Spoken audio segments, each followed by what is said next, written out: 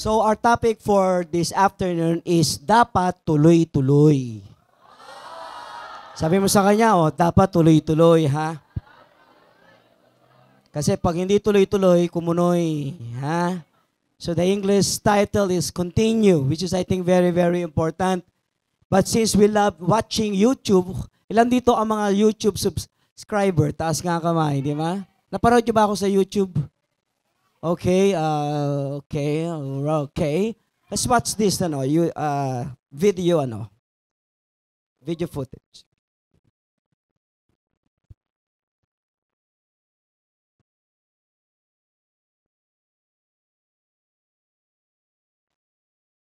When you fall flat on your face, what do you do?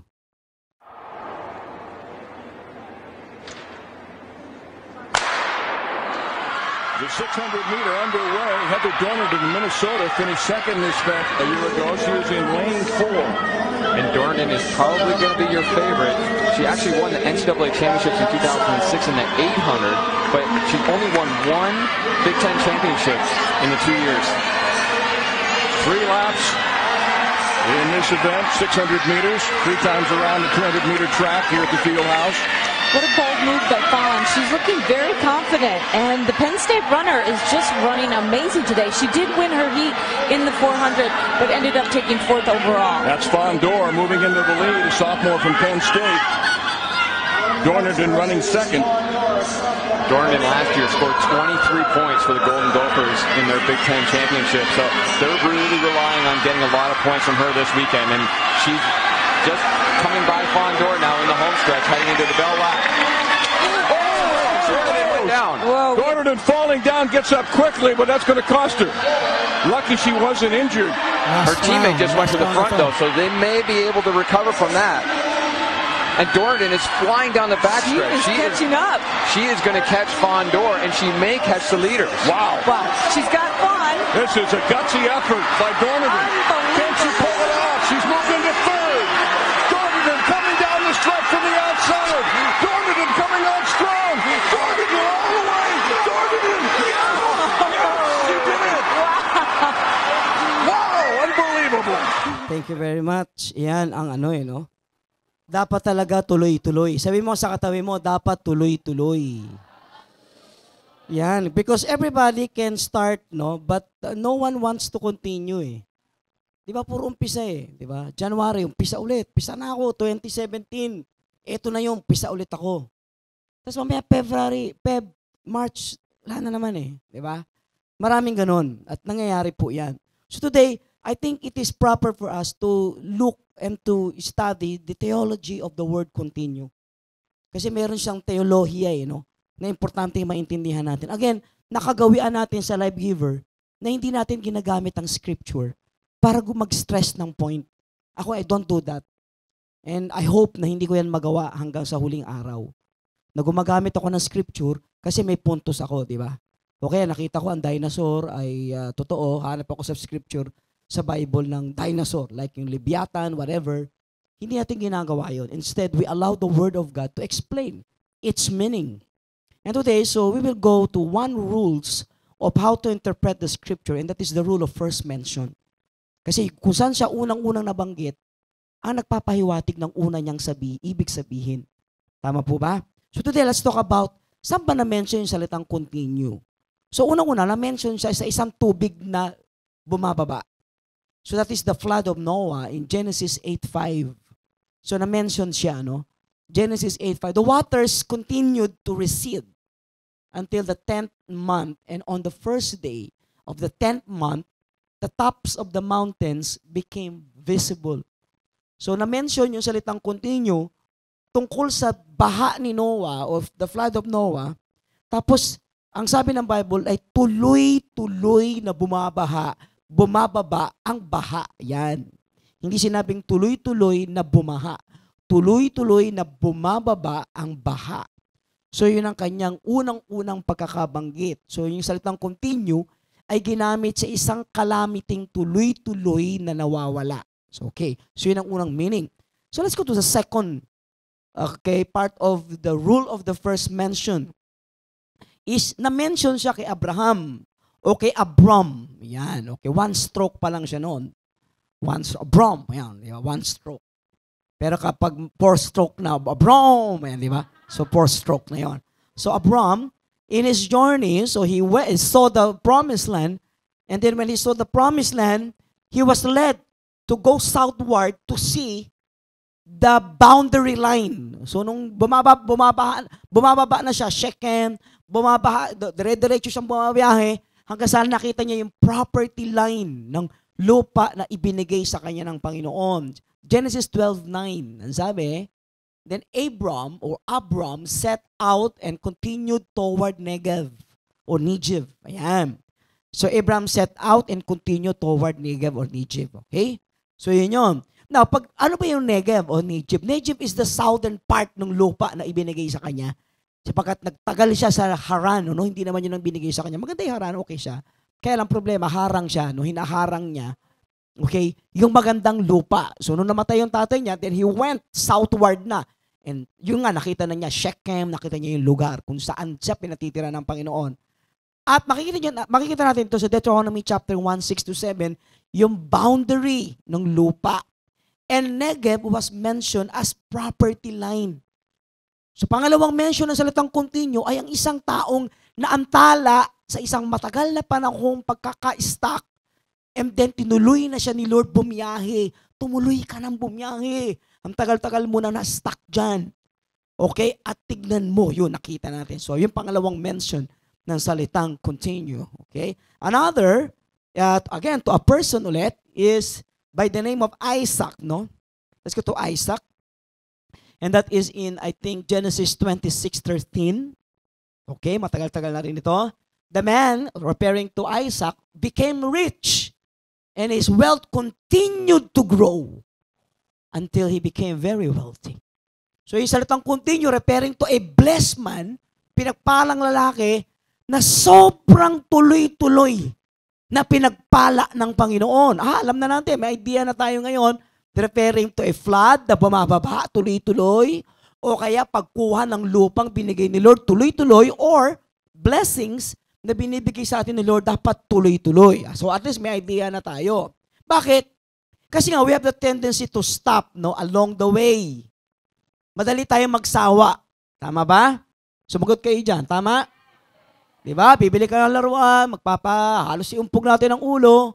Katulad ng anak ko, yung maliit kong anak, bibili ka ng laruan, tuwan-tuwa, first day, second day, third day, ayaw na. Madali tayo magsawa.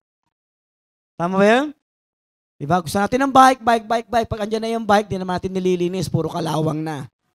Yan, parang ako yun, okay? Hindi naman, aluminum yung akin, okay? Okay? So madali tayo masawa, madali tayo mapagod. Madali rin tayong manghinayang. Kaya nga, ayoko na is a famous line. Ayoko na. Pag nagkakaproblema, ayoko ng ganyan ayoko nang alis na ako Ganyan tayo, pag nagkakagulo magkakaibigan, life group, pwedeng ganyan, o kaya family, ayoko ng ganyan. Mag-a-abroad na lang ako para makaiwas. Yan ang problema natin. Ayaw nating ituloy-tuloy. Sabi mo sa katayo mo, tuloy-tuloy. Lakasan mo, tuloy-tuloy.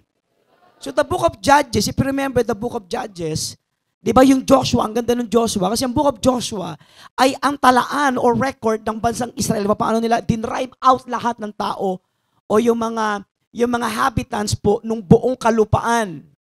So sa pamumuno ni Joshua, they were able to drive them out do sa premises na ibinigay sa kanila ni Lord. Kaya lang nung namatay si Joshua, hindi nila tinuloy-tuloy. Kaya if you go to Joshua, sulat na lang nyo, 1:27, Judges rather, it was the dark age of the nation Israel. Bakit? Sapagkat ang gulo-gulo ng book of Judges kasi may anarchy. Okay? May anarkiya. Maraming mga bandido, maraming mga bansa na nag-aaway-away at nakikipag-away at nag-i-introduce ng kasalanan sa kanila sapagkat hindi nila tinuloy-tuloy.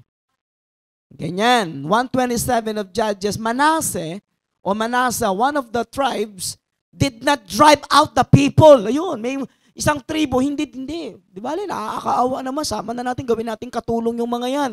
And so, nagkaroon ng intermingling ng lahi. And so, ano mangyayari? Siyempre, lalaki yan. Titibay yan hanggang sa one day, nagka-problema, lumaki pa sa kanila. At alam na natin ang story ng judges sapagkat marami na ngayong oppressors nila. And so God will appoint a judge to defend them. Tapos they will go back to the Lord. And then mamaya pag namatay na naman yung judge, another judge will come, another anarchy na naman. Paulit-ulit. Paulit-ulit. Kaya paulit-ulit sa judges yun. And they did evil in the eyes of the Lord. Yun ang kwento. At if you go to Judges chapter 2:10 to 15, Judges 2:10, 15, this is the problem. Bakit? Hindi nagtuloy-tuloy, huminto sila, napagod. Ang sabi ng Bible, isang generation lang daw. Tapos hindi na ipinasa ng grupo nila Joshua, di ba? Nung grupo ng lahi ng panahon na yon, sa susunod na lahi, ang pagpe-preserve ng bansa na isang maging Yahweh-centered nation. So, yun ang nangyari. Nagka-problema sila. Hindi tinuloy-tuloy. If you remember din sa Old Testament, may isang propeta nagsabi, sumibat ka ngayon sa lupa. Sumibat ka sa lupa. Sige, kinuha naman ng hari. Once, twice, thrice, pangatlong beses. After nun, tumigil na. At ang sabi ng propeta, ba't tinigil mo? Sabi niya, okay na, nakatatlo na. Diba? Alam mo naman, Pilipino, I love you, tatlo. Sabi Lord, hindi mo naintindihan. Sabi niya, we will be engaged in a battle.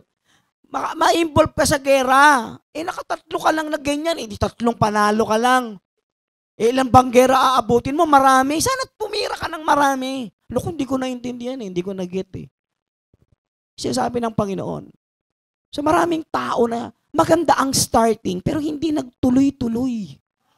Sabi sa katabi mo, hindi nagtutuloy-tuloy daw. Sabi mo, yan, babasa ng Bible, di ba? Mag-aaral ng Bible school, mamaya nagda-drop na. Puro, sila mga ambassador. Sabi ng ambassador, amba lang ng amba. Ito na. Amba lang ng ambassador ka, no? Okay? Sabi sa katabi mo, parang ikaw ang kausap ata niyan. So let's establish the DNA of our genetic code.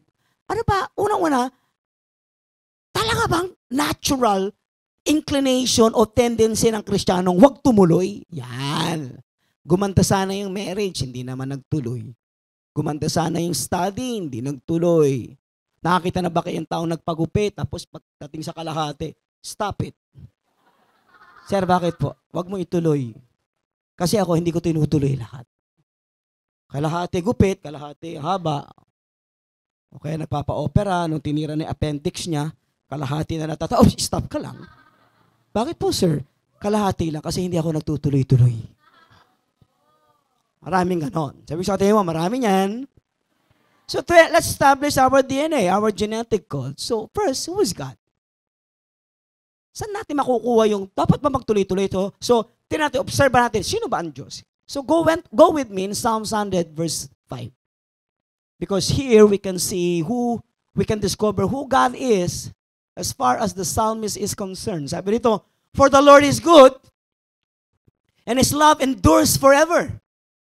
His faithfulness continues through all generations. And so, makita natin that we have a God, the Psalms, or the book of Psalms presented God as the God of continuity. What He started, alam na natin, di ba? Kung ano ang inumpisa niya, come on, tapusin niya. Yun ang Diyos ko. Nakuha ba? Hello? Kaya nga, yung mga nagka-college course, after 2 years, ship na naman ang another course, ship na naman ang another course, so after 20 years, ano natapos mong course? Ang sagot niya, of course. Hallelujah. Anong course yun? Kaya nga double F, off. So, the Psalms presented God as the God of continuity. God loves action or moving, the motion is moving forward. Tapusin mo. Nako ba? Gusto niya lagi may natatapos, may uumpisahan, may tatapusin. At ang sabi rito that His faithfulness continues through all generation. So God is always in the go mood. Di ba? Ano ka? Go tayo. Laging ganyan siya. Di ba? May mga tao, tatlong klase ang tao. Una-una yung mga nasa past na pace. Ang iba naman nasa slow na pace. At pangatlo, walang pace. Pwede kong maintindihan yung, huwag ka naman mabilis. Fast naman ng pacing mo. Bakit? Slow lang ang pacing ko. May gano'n. May mga bansang slow ang pacing nila, fast ang pacing nila. Pero ang problema talaga, may mga taong walang ka-pacing dahil wala talaga siyang gagawin. Hindi yan tutuloy. So, Psalms presented God as the God of continuity. Question, siguro may nagtanong sa akin, bakit siya huminto sa pagitan ng Old Testament and the New Testament after Malachi? Again, hindi na nagpakita si Lord sa bansang Israel. Tapos nag-appear after 430 years. So mula kay Malachi hanggang kay Matthew, nag-appear kay John the Baptist, saka nagsalita ang Panginoon. That's 430 years, walang movement, walang galaw, walang ingay, walang propeta, walang sulat, walang letter, walang Bible na sinulat. Okay? And 400 years also called the silent years. The question, wala ba siyang ginagawa? Ang tawag po ron is preparation years. Sa preparation of the actual coming of Jesus Christ. Question, ang preparation po ba ay paghinto? Yan. Hello? So, pag nag-start ka ng construction ng isang bahay, kailan nag-umpisa ang bahay? Sige. Sabi nila, aba, nag-umpisa na ang aming bahay. Bakit? Naghuhukay na yung engineer. Tama ba? So, sabi mo ngayon, nag-umpisa na. Mali. Kailan inumpisahan mag-drawing ang umpisa ng bahay? Hello? Tama ba? Kailan nag-umpisa ang bahay, ng paggawa ng bahay? Nung unang-una nag-uusap yung architect tsaka yung may-ari. Sinasabi ng architect, ma'am, hindi po pwede yan. Kasi kabilang bahay na ho yan, hindi na ho niya property yan. Ay, ganun ba? Akala ko part pa rin yun. Ayan. Di ba? Pinag-uusapan. Gusto ko sana ganito. May terrace ako, ganyan. Meron akong foyer, meron akong ganito. Meron akong kama sa CR. Di ba? Ganyan, meron akong ganito. May ayon. Ma'am, ganitong gawin mo. Ganito lang ang bahay mo. Ganitong gawin natin. Ayan. Nag-uumpisa na yung bahay. So, if you think that excavation is the start of, the building of the house, you're wrong. Okay ma? So, nung dumating si John the Baptist at saka si Christ, 430 years ang preparation, hindi ho nag-withdraw si Lord. Nag-uumpisa na siya. Because preparation is far greater than the actual construction ng bahay. Andiyan ba kayo? Because preparation ay work. Kaya importante na huwag huminto. So, hindi huminto si Lord. Baka pwede sabihin mong hindi nagsalita. Marami taong hindi nagsasalita. May kilala ba kayong taong hindi nagsasalita? Yung halos mapanis ang laway niya. Talaga, nagtatawanan na kayo. Talagang ayaw niyang ibuk ang lapay niya. Pinipilit talaga niya, di ba? Oo, pag nagsalita siya, salamat na lang. May mga taong kapag nagsalita, mas magandang wag na lang siya magsalita. Sapagkat panis na pala ang laway dahil kaya hindi nagsasalita. And as I study, the word continued. We can see the pattern na maganda from the life of Samuel. So let's go to the life of Samuel. Study the life of Samuel. And we can see here a pattern. Very powerful pattern. It's an obvious pattern. So let's go to 1 Samuel 2:26. And the boy Samuel was the end of the days of the judges. Even though it's part of Samuel, but yung introduction of Samuel is still part of the judges. Ayan. Part of the book of the judges. Including Ruth. The book of Ruth is part of the judges. Para maintindihan niyo po, part pa rin yan. Okay? So this is the latter part, at the end. This is the first, second, third, yung first quarter, first yung preface ng 1 Samuel. Okay? So tingnan natin, and the boy Samuel continued to grow in stature and in favor with the Lord and with people. So, rare na nagkasalita si Lord. Pagdating kay Samuel, si Samuel nung panahon, decline spiritually ang bansa. Hindi maayos ang spirituality ng high priest at hindi rin maayos ang spirituality ng dalawang anak na supposed na tagapagmana ng tatay bilang priest. So, there was a boy, sabi rito, na continuously growing in stature and in favor with the Lord and with people. Ayan. So si Samuel ay lumalago spiritually. Hindi lang spiritual, pati stature niya. Okay? Physical, mental, yung aptitude, attitude nag-grow. Nung panahong ito, walang guidance. Rare ang message ni Lord. Another verse will be 1 Samuel 3:21. 1 Samuel 3:21, and the Lord continued to appear at Shiloh. Shiloh was the center, the religious place of the nation, not Jerusalem. Nalipat lang nung panahon ni David, Jerusalem na. Pero nung panahon na yan, Shiloh. Kaya lang, rare na nagpaparamdam si Lord. Shiloh. Shy na, tapos lopa. Tumawa kayo dyan. Ang hirap-hirap magpatawa. Hindi nila naintindihan. Ano yun? Patawa na pala yun. Okay. I understand. Kahit ako, hindi ko naintindihan. So the Lord continued to appear at Shiloh, and there He revealed Himself to Samuel through His word. So ang ginawa ng Panginoon, nakakita siya ng bata na lumalago at lumalago at lumalago. So sabi ng Panginoon, taka muna, sabayan ko. Magpapakita ako sa kanya. And third, another verse will be 1 Samuel chapter 7. Samuel 7:15. And Samuel continued. Ayan yung mga word. The Lord continued. Samuel continued to grow. The Lord continued to appear. And then Samuel continued as Israel's leader all the days of his life. Buong buhay niya, leader siya. So, we can see now the pattern. Are you ready for this? Ang pattern naman sa Bible, hindi yung sunod-sunod na verse eh. Hello? May pattern na pwedeng sunod-sunod na chapter, pero sa kwentong ito'y sunod-sunod na kwentong nakakakita ka ng pattern. So ano ang pattern? Tumingin sa akin, huwag na magsulat. Tingin kayo sa akin, tuloy-tuloy ang growth mo, tuloy-tuloy na magpapakita sa iyo si Lord. Hello? Kaya tuloy-tuloy kang gagamitin ni Lord. Ulitin ko ulit ha, ito pattern ulit. Ano ang pattern? Pag tuloy-tuloy ang growth mo, tuloy-tuloy magpapakita sa iyo si Lord, kaya tuloy-tuloy kang gagamitin ni Lord. Kaya pala mga kapatid, pag hindi kayo ginamit ni Lord, good news, may gagamit sa inyo. Prangkahan tayo. Kapag hindi kayo nagpagamit kay Lord, may ibang gagamit sa inyo. Basta may sungay siya. Okay. Hello? Kapala, kapag hindi kayo nag-serve kay Lord, siguraduhin ko kayo, magse-serve kayo sa iba. May sungay nga lang sa pagse-serve mo kay Lord. Hindi si Lord.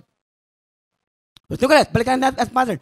What is the pattern? The pattern is continuous growth, continuous appearance ni Lord, and continuous pagse-serve kay Lord. Tuloy-tuloy kang, ulitin ko ulit. Tuloy ka sa paglago, tuloy siyang magpapakita, siyempre tuloy-tuloy kang maglilingkod sa Diyos. Can I hear an amen? So eto ang tanong mo.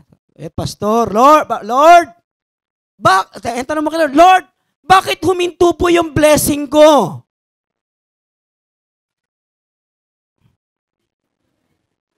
Pinapalayas na ako. Ang tanong ni Lord, bakit? Tumuloy ka ba sa akin? Lord, bakit hindi ka po nagpapakita sa akin? Bakit? Ikaw, nagpapakita ka ba sa church?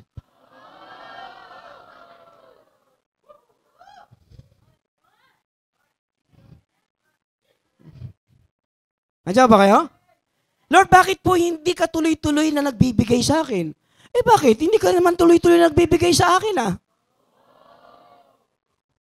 Nandiyan ba kayo? Sabi niya, yun ang pattern Tuloy mo ang growth mo, lagi ako magpapakita sa iyo. Iaanoin kita lagi, may bless kita lagi, tapos tuloy-tuloy kitang gagamitin. Yun lang naman pattern Kaya because of Malakay, sabi ng Malakay, if you draw near to Him, He will draw nigh to you. Hindi ko alam kung sinabi ng Bible ng Malakay na if He will draw nigh to you, and then you will draw nigh to Him. Anong nigh? Tatay, nanay, kuya, anong nigh? What is nigh? Near, nigh, lapit. Amen? Sabi ni Lord, lapit ka sa akin? Opo. Lapit ako sa iyo. Tatanungin kita, okay. Sabi nila, prodigal son, the parable of the prodigal son. Sabi nga bumalik yung anak sa tatay. Tama po ba? Tama po ba? So ano sagot tatay? Hindi ko siya pupuntahan. Basta kung sinong umalis, siya bumalik. So, nakita niya, ayan, bumabalik na. Punta siya rito. Kung sino may kasalanan, siya mag-confess ng kasalanan. Hindi. Nung nakita ng tatay na ayan na yung anak, abay, sinalubong na niya. At ang sabi ng Bible, and he ran. Tumakbo yung bakit? Para sunduin. Nakuha mo? Nung lumapit yung bata, abay, tumakbo yung tatay, palapit dun sa bata. That's the pattern. Amen? If you will actively do your part, God will actively do His part. Ngayon tanong, anong part? Yan ang problema. Because we have this religious mentality na, kasi ang religion sa Pilipinas, mysticism. What is mysticism? What is mysticism? Masyadong mystic ang ating relihiyon na wala kang ginagawa. That is mysticism. No, we can see here na kung tuloy-tuloy kang lumalago, tuloy-tuloy siyang magpapakita at tuloy-tuloy kanyang gagamitin. Palakpakan natin ang Panginoon. So wala na akong oras. Okay? Markahan niyo ako ng oras para hindi ako sumobra. Number 1, pag-usapan natin ngayon. So Pastor, saan ako magtutuloy? Number 1, sulat natin ito. Number 1, you continue in God's Word. You continue in God's Word. Importante, kapatid, tuloy-tuloy ka ngayon 2017. Walang bibitaw. Sabi sa katay mo, walang bibitaw, walang aalis, walang magwawala. Tandaan nyo, okay ka mawala, pero walang nagwawala. Ha? Okay? So let's go to John chapter 8, 31, 32. It is important for us to continue in God's Word. John 8, 31, 32. Then Jesus said to those Jews which believe on Him, this is King James Version, if ye continue in my word, then are ye my disciples. Sino ba yung ye na yan? Okay. And ye shall know the truth, and ye, wala na, okay? And the truth shall ye make ye free.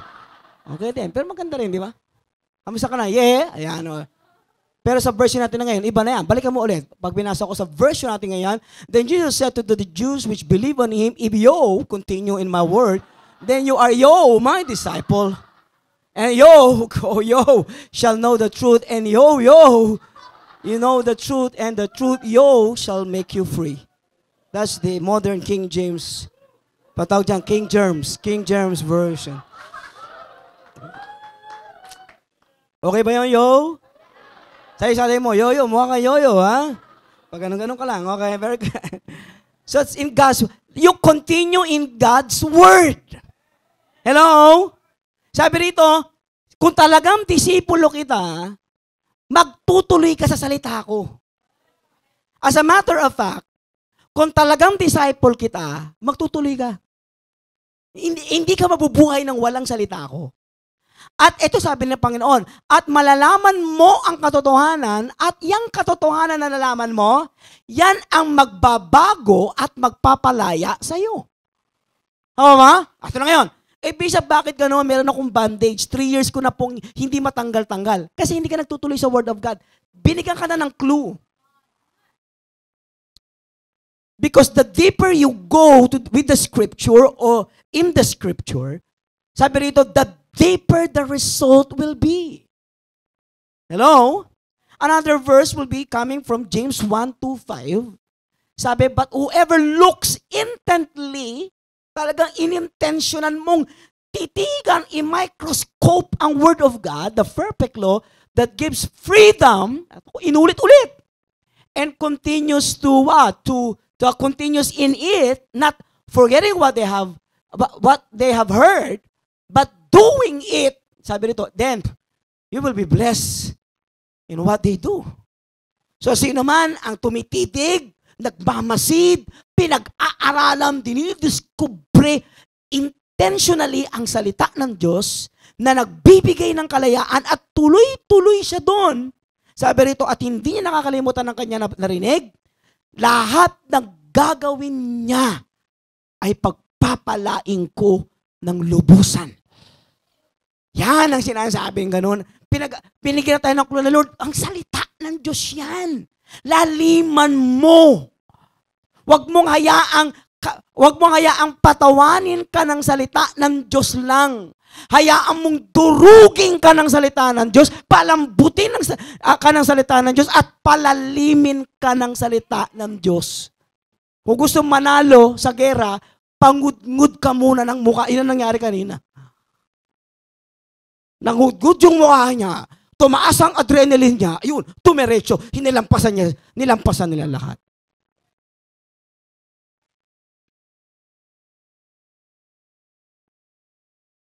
Yun ang sinasabi ng Biblia.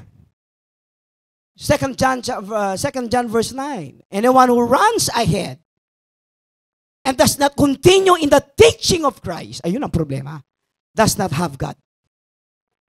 Sabi niya, yung mga Kristiyano na hindi nagpapatuloy sa salita ng Diyos at hindi talaga in-embrace ang salita ng Diyos o hindi talaga kinasal sa salita ng Diyos at hindi talaga ninamnam, niyakap, sinapamuhay ang salita ng Diyos, sabi dito, does not have the teaching of Christ, of God.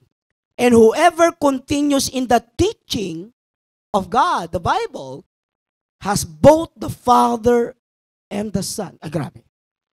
Yung tuloy-tuloy sa Word of God, na ninanamnam ang salita ng Diyos, looking intently sa salita ng Diyos, believing in the Word of God, sabi ng Panginoon, both the Father and the Son, nasa Kanya.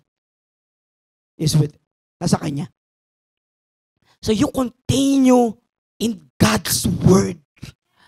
Pag may problema, huwag kayong bumitaw sa salita. Hindi sabi, basta salita ito ng Diyos. Hindi nangyayari, basta walang bibitaw. Ito ang sinabi ng Biblia. Kung ano man ang sinabi ng Panginoon, God, yun na yun. That settles it. Number 2, the second, is continue in your freedom. Panatiliin mo yung kalayaan mo, yung paglaya mo. John 8:36, continuation ng kaninang John 8:31. Sinasabi nga niya, if ye continue in my word, then are ye my disciples indeed, and ye shall know the truth, and the truth shall make you free. So number 2 is in your freedom. John 8:36, if the Son, therefore, shall make you free, kapag pinalaya ka ng anak, ye shall be free indeed. So there is the word indeed. In the NIV, hindi nag-appear yan eh. But in King James, nag-appear itong indeed. So what do you mean by indeed? I'll explain it next week. The freedom. Importante, magtuloy tayo sa freedom natin. Indeed means without question, no? But anytime itong word indeed ay nag-a-appear sa any statement, indeed, the word indeed adds to or strengthens the previous statement. What was the previous statement? In John chapter 8:36, free. Sabi rito, if the Son said, therefore make you free, you shall be free indeed. So yung unang statement is about freedom. Sabi niya, malaya kang tunay. Oo, sobra, totoong malaya ka. So ini-strengthen niya yung previous statement bago siya nag-appear. So, dinidiin niya ito. Sinasabi niya, kung nasa inyo ang anak, malaya ka. Yan, makinig mo din. Kailangan sa taong ito, importante, na ituloy-tuloy mo yung freedom mo. So, itong buwan na to, dire-diretso ang devotion mo. Itong buwan na to, dire-diretso, hindi ka nakakapagmura. Itong buwan na to, hindi ako malilate. Idiretso mo yung kalayaan mo. Dumikit ka sa Panginoon. Continue in your freedom. Okay? Continue in your freedom. It will remain in you if you continue in Him. Let's go to 1 John 2:28. So how to enjoy that freedom? Paano ma-enjoy yung freedom mo ngayon bilang Kristiyano ka na? Di ba? Hindi ka na nanonood ng porn. Nag-decide ka na, hindi na ako sisilip niyan. Naka 3 days ka na and a half. Naka 30 seconds ka nang hindi nanonood ng porn. So anong gagawin mo ngayon? Ang sinasabi niya ganon, sabi niya, ituloy-tuloy mo. Sabi sa katabi mo, ituloy-tuloy mo. Sa church, maaga ka na. First time. Ituloy-tuloy mo ang kalayaan mo. Hello? Hello? 1 John 2:20. How to do it? Sabi ni John, 1 John chapter 2:28, and now dear children, continue in Him, so that when He appears, we may be confident and unashamed before Him at His coming. Kaya sabi niya, mga anak, ang ganda-ganda ng 1 John, lagi ang address niya, anak, anak, anak. Si John yan. Okay? Sabi niya, manatili, tumuloy-tuloy ka sa Kanya. Kasi yung pananatili mo sa Kanya will always result to freedom. Anong klaseng freedom? Free indeed. Totoong malaya ka. Ayun ang sinasabi niya. Cut ako dyan kasi mapipreempt ko yung masasabi ko yung sasabihin ko next week sa kana. Ganyan naman ako eh. Sasabihin ko, hindi ko sasabihin mamaya, sinasabi ko rin. Kasi may secret ako. Sabihin mo na, ay hindi ko sasabihin yan. Mamaya sinasabi ko na. Ganyan ako, hindi ako mapakali. Hello? So number 2, importante yung tumuloy-tuloy ka sa kalayaan mo. Andiyan ba kayo? Hindi na, tatapusin ko ngayon to. Hindi na, mag-aaral ako talaga. Ay, hindi na, magla-life group ako. Di ba? Nawalan ka ng tao, hindi, magla-life group pa rin ako. Diretso ako ngayon. Lilinisin ko yung isip ko. First week mo ng buwan ng January, ang linis ng mind mo. At all of a sudden, eto na naman. Dumarating na naman sa iyo yung mga impurities. Ay, hindi. Linis. Huwag mo sabihin na, hindi, talagang tao lang talaga tayo. Hindi na mangyayari talaga. May naman kapapasok, hindi mo makukontrol yan. Wala naman talagang filter sa isip. No! Diretso mo, hindi. Magre-react ang demonyo. Hindi mo na ginagawa yung ginagawa niya eh. Tendency niya, lalaban ako. Bakit mo ginagawa yung pinagagawa ko? Nag-enjoy nga tayo. Magkasangga tayo sa ginagawa natin na ito eh. No, enjoy it. Nagawa mo na siya ng first week.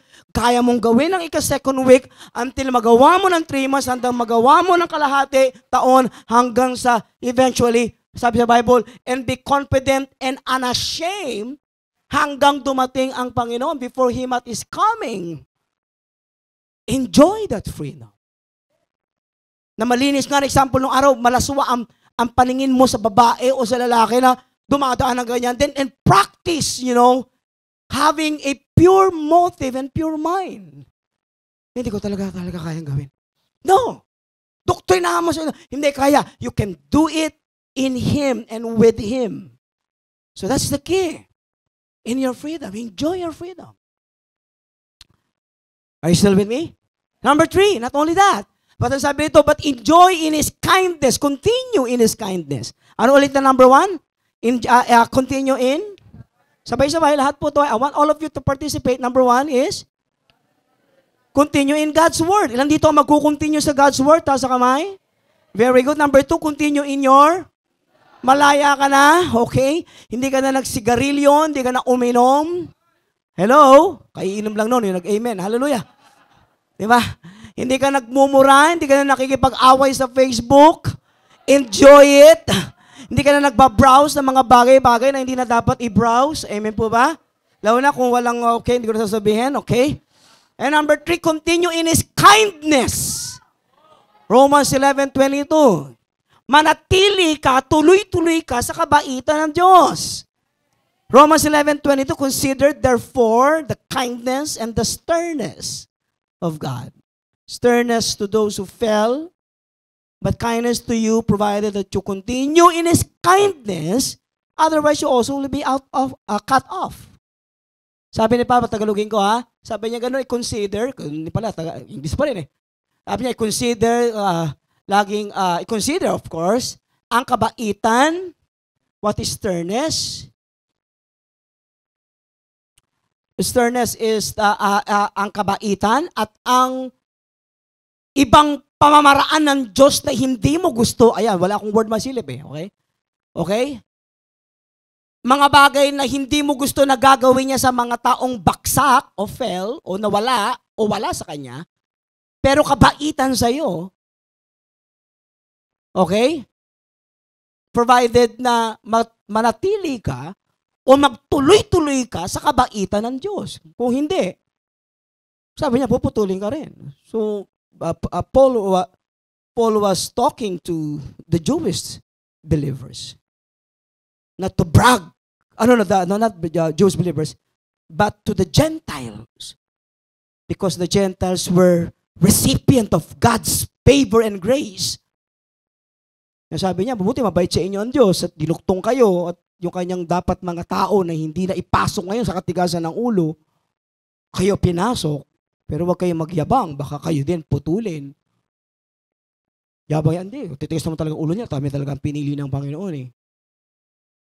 Kasi talaga naman nakitaan niya kami ng dating na talagang kami karapit dapat. Sabi ni Pablo, huwag kang ganyan. Hello? So sternness is very serious, okay,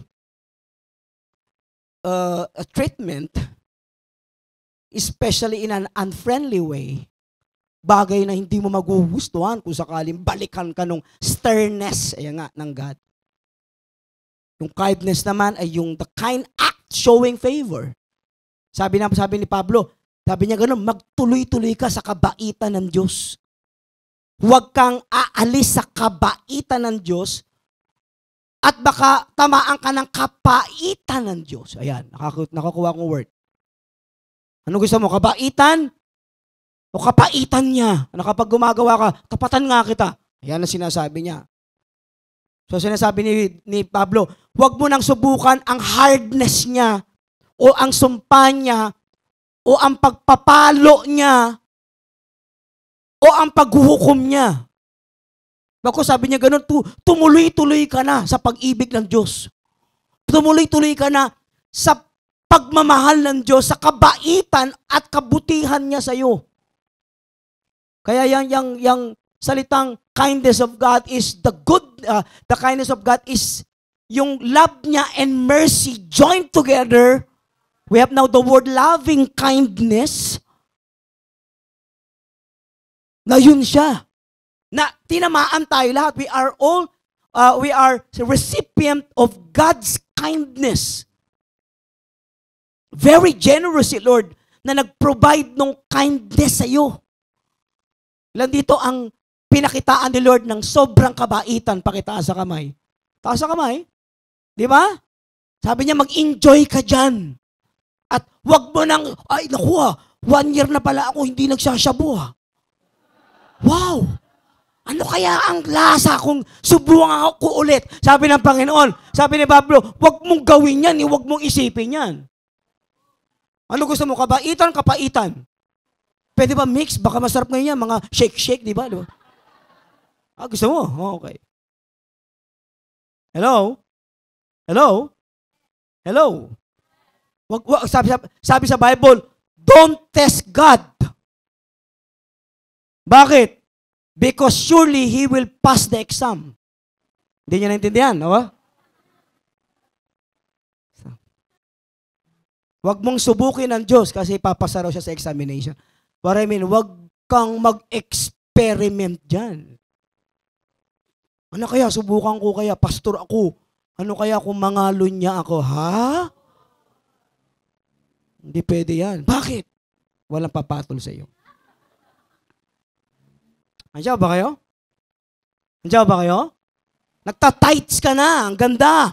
Ano kaya tong taon na ito? Subukan ko kaya yung hindi ako mag-tights. Sabi ng Panginoon, huwag mong susubukan ang kabaitan ng Diyos.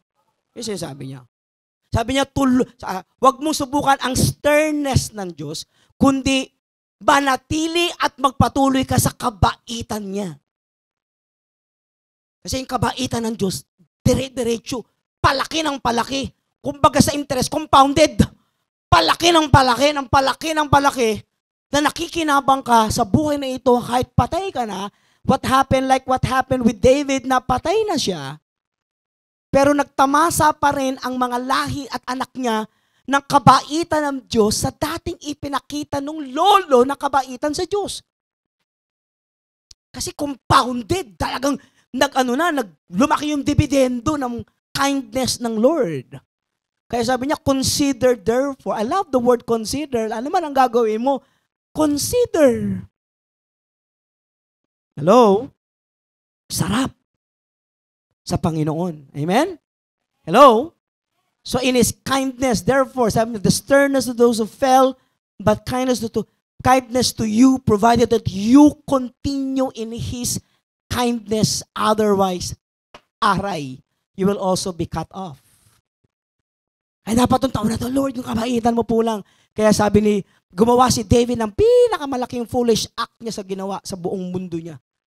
Yung ginawa niyang kaso kay Bathsheba, naapektuhan ang buong pamilya niya. Pero itong ginawa niyang, itong isang ito, naapektuhan ang buong bansa nung nagbilang siya ng fighting men. Sabi ng Panginoon, grabe ginawa mong kasalanan sa akin. Lord, di ba, anong kasalanan ng census? Census ka lang naman. Pero hindi ang kasalanan niya ay census. Ang kasalanan niya ay pagbabrag ng kanyang fighting men. Sabi ni Lord kay David, kailan tayo nagbilang para manalo?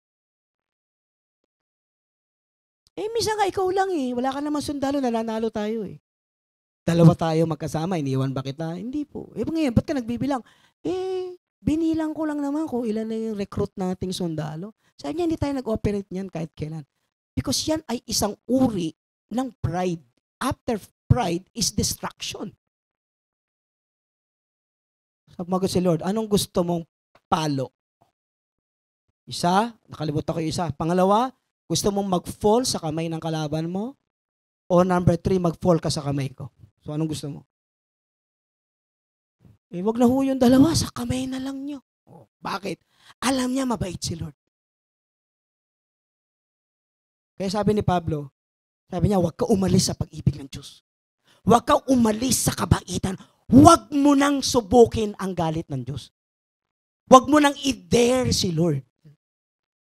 Magtuloy-tuloy ka sa pag-ibig niya. Number 4. And continue to do good. Number 4 is continue to do good. 1 Peter 4:19. 1 Peter 4:19. So then those who suffer according to God's will should commit themselves to their faithful Creator and continue to do good. Hallelujah. Continue to do good. Sabi niya, kaya tayo daw na nagsasuffer, physical or mental or emotional, ay mas lalo kung maraming trials, lalong mag-commit kay Lord. May sakit ka, Lord, 2017 na parang nagkasakit yata, lalo kang mag-commit kay Lord. Lumiit yung income mo, ay lalo kang mag-commit kay Lord. Sabi niya ganoon, commit themselves to their faithful Creator and continue to do good.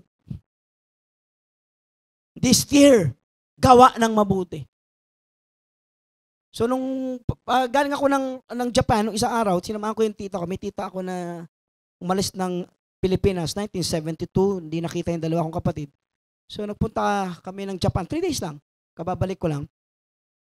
Sabi ko, Lord, sa aeroplano, ano kayang gagawin ko? Makagawa ako ng mabuti.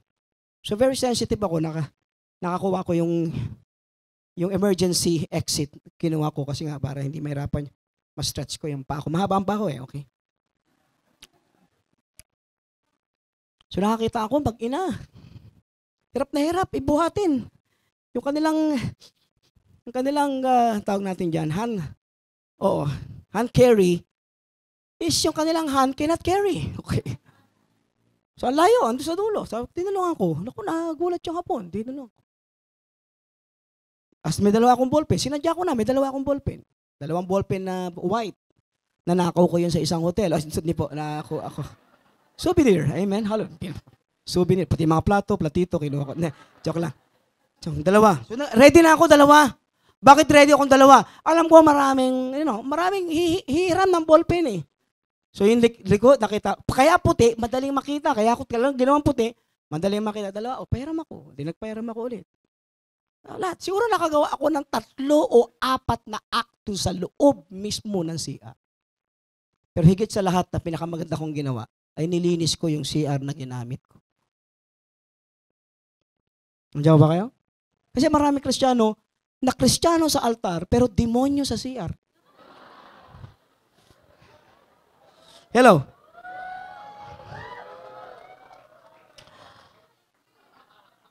Hindi ko talaga maintindihan ang mga lalaki.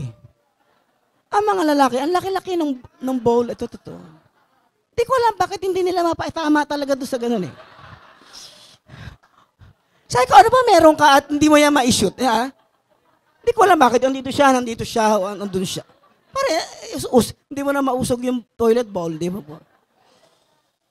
So I see to it na pagpasok ko ng CR, may tissue ko, pinunasan ko yan, angat mo yung upuan, punasan mo yung gilid na ganyan, tapon mo, dami naman doon lahat ng tissue, punasan mo yung flooring, okay? And see to it na, kung si sabon, punas mo lang, hahalo mo yung na. Hindi ko maintindihan bakit maraming Kristiyano na hindi pupunta sa langit dahil hindi marunong gumamit ng CR. Sabi sa Bible, you continue to do good. Andiyan ba kayo? Andiyan ba kayo? Do not stop doing what is good. Galatians chapter 6 verse 10. For in due time, you will reap your harvest. Walang tigil. Sino ang may kailangan? Huwag kang huminto, tumulong sa iba financially dahil hindi ka binayaran ng ibang tao, you continue to do good. Kung meron ka namang utang, continue ka rin magbayad. Andiyan ba kayo? May mga tao magaling ka sa math, maghanap ka ng taong hindi makaintindi ng algebra, sapagkat may mga tao na matanda na hanggang ngayon hindi niya naintindihan paano siya nakapasa ng algebra, sapagkat hindi siya pumasa dahil hindi naman talaga siya pumasok. Di ba? May mga tao, ang galing talaga eh. Di ba? Bakit hindi i-share? Gawin mong paraan o channel makatulong sa kapwa. Itong linggo na to, sinong i-repair kung pwedeng ilagyan ng trabaho? Try natin. Lagi siya sa Bible, sinasabi sa Bible, huwag kang tumigil gumawa ng mabuti. Karang galit ah. Themselves, the faithful Creator to continue to do what is good. Because we were designed by God to continue. Andiyan ba kayo? Kailangan tuloy. School of Disciples nyo, puro kayo enrollment, hindi nyo matapos. Hindi, ayusin ko na to. Promise, talaga promise. Totoo sem na to, aayusin ko na talaga. Kapag ganyan ka ng ganyan, I don't think magpapakita sa iyo si Lord. Again, balik natin yung pattern. Tuloy-tuloy na growth will result to what? Tuloy-tuloy na appearance ni Lord na will result din ng tuloy-tuloy na leadership mo at servanthood mo sa Panginoon. Brothers and sisters, the word is continue. Siya lang ang meron tayo, and that is to continue. Continue your Bible reading, to continue to be deep in the Lord, continue to do what is good, continue to pray, continue to sing, lahat. Tumuloy-tuloy kayo. I'll tell you this, you will be strong. Kahit nga pala, hindi masama mag-fall basta you fall forward. At kapag nag-fall tayo, tapos takbo ulit, maniwala ka sa akin, baka ikaw pa makakuha ng gold medal. Sapagkat dinesign tayo para tumulay. Let's all stand, let's pray. Father, we love you. We thank you for your word. You are so amazing, Father. We pray that we will continue in your kindness, not in your sternness.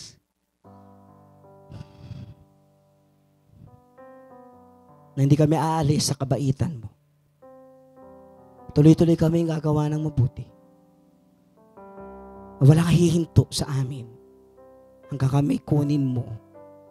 Dalahin ko mag-enjoy kami sa aming freedom, na hindi kami maka-experience lang ng partial freedom, kundi complete freedom. We hope and pray that we will be so deep with regards to our relationship with the Word of God. The Word of God that produces life, freedom. Help us to continue in the teaching that you have preached long time ago. Let our Father and the Son be with us always. Tuloy-tuloy.